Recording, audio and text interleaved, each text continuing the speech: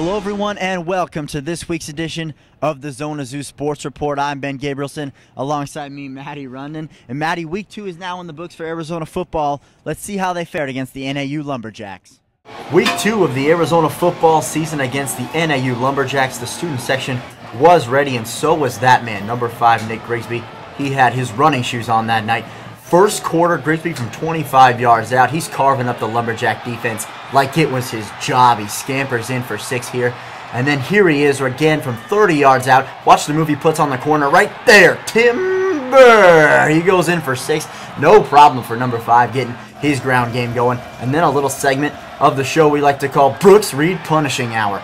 He just puts the quarterback on his back from every spot on the field. Looks like Conan the Barbarian out there. And Grigsby, again, another carry. This one will go for 94 yards. He would eventually get caught from behind, but still the second longest run in Arizona football history, and it's not a touchdown. Keola Antolin would scamper in from 4 yards out to finish the job. The Cats looking good early. And then Nick Foles getting in on the action. His first career touchdown pass as an Arizona Wildcat to Jaron Kreiner. Hopefully we'll see some more playing time from him in the future. Grigsby was a man of the hour, giving his gloves away to the kids. He'll have a tough test next week as they go to Iowa to face the Hawkeyes. You know, Ben, the offense really showing us what they have this week. You know, a little more potent than last week. Nick Foles actually got some snaps in this game. He actually went 6 for 8 for 44 yards. He did have a fumble, but he also had a touchdown, which was really good to see.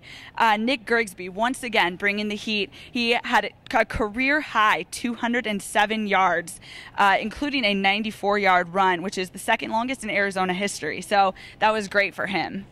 That's right, Maddy. That Arizona offense has shown much improvement since week 1. Nick Grigsby being the focal point of that offense. He will be up for a test, though, as the Cats travel to Iowa this upcoming Saturday. Iowa in the top 25 preseason slipped out a bit after that narrow escape of a win against Northern Iowa, in which they had to block 2 field goals in the last 7 seconds. But that Iowa defense is always ready for a challenge, and they're led by 2 fabulous linebackers, those corn-fed boys from Iowa, A.J. Eds and Pat Angerer, 2 preseason All-Big Ten All-American candidates. So we'll see how the Cats fare there. But Iowa coming off a great season. They finished 9-4 last year. Outback Bowl win against South Carolina, and they beat the #1 ranked Penn State Nittany Lions to end their national title hopes. So the Cats are up for a big challenge this week. That's right. Well, as you were saying, the Cats are really going to need to air it out this game. They can't rely so much on Grigsby as they did last game. But you know what is going to help that is actually tight end Rob Gronkowski is back in the lineup hopefully for Saturday. He did